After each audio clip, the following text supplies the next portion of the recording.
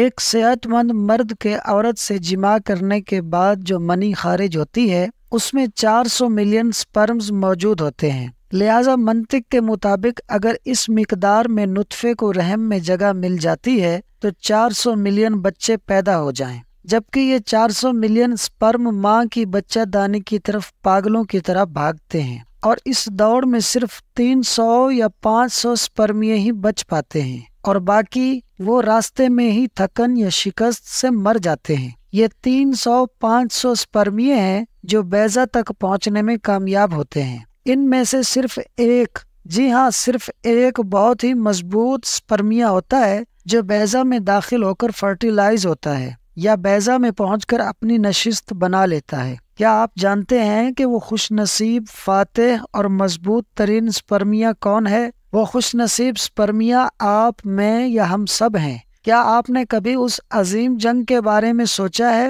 جب آپ بھاگے تو آنکھیں، ہاتھ، پاؤں، سر نہیں تھے، پھر بھی آپ جیت گئے۔ جب آپ بھاگے تو آپ کے پاس سرٹیفکیشن نہیں تھی، آپ کے پاس دماغ نہیں تھا، لیکن آپ پھر بھی جیت گئے۔ جب آپ بھاگے تو آپ تعلیم یافتہ نہیں تھے، کسی نے آپ کی مدد نہیں کی تھی، لیکن آپ جیتے۔ آپ کے وجدان کی نظر میں صرف منزل تھی۔ جب آپ بھاگے تھے تو صرف ایک ہی ذہن کے ساتھ بھاگے تھے، آپ کا عزم صرف وہ منزل تھی اور آپ آخر میں جیت گئے۔ اس کے بعد بہت سے بچے ماں کے پیٹ میں کھو گئے، لیکن آپ موجود رہے۔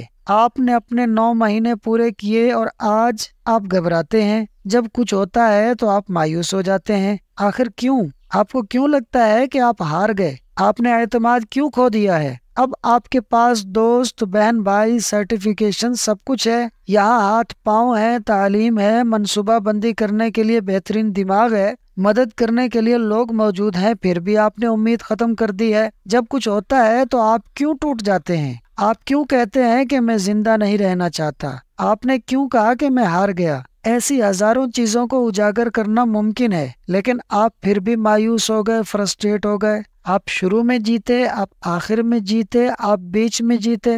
ہم سب کو یہ سوچنا چاہیے کہ اس وقت اللہ ہمارا مددگار تھا، بس اس دنیا میں بھی ہمارا ایمان ہونا چاہیے کہ وہی اللہ آج بھی ہماری مدد کرے گا انشاءاللہ۔ دوستو ویڈیو اچھی لگی ہو تو لائک اور شیئر کر دیں، اور فاسٹ سنو یوٹیوب چینل کو سبسکرائب کر دیں۔ شکریہ۔